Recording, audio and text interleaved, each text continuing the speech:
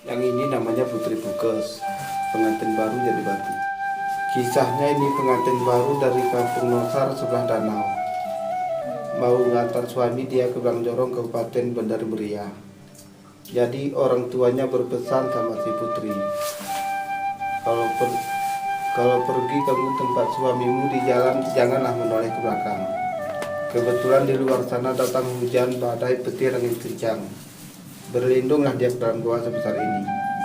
Sampai dalam gua sebesar ini si Putri teringat sama orang tua.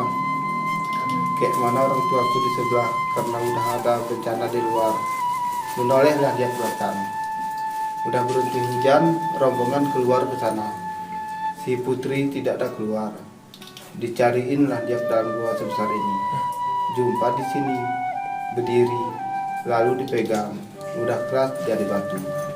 Lalu si Putri Bukes ini sedih, nangis, keluar air mata nggak mau berhenti. Karena dia ditinggalin dalam gelap gulita ini sendiri. Nangis, itulah lama kelamaan air mata si Putri membeku jadi batu. Yang ini namanya sumur air mata si Putri. Sumur ini 6 bulan sekali tiba-tiba datang airnya dari bawah sana. Berapa? 6 bulan sekali. Air ini banyak kegunaannya. Yang pertama untuk obat mata, kedua jodoh, ketiga jamnya keturunan. Tergantung niat kita minta izin sama Allah. Dia kalau udah menikah waktu dulu, adat zaman dahulu, kalau udah dibeli orang perempuan nggak boleh lagi pulang ke tempat orang tuanya, kecuali sakit orang tuanya.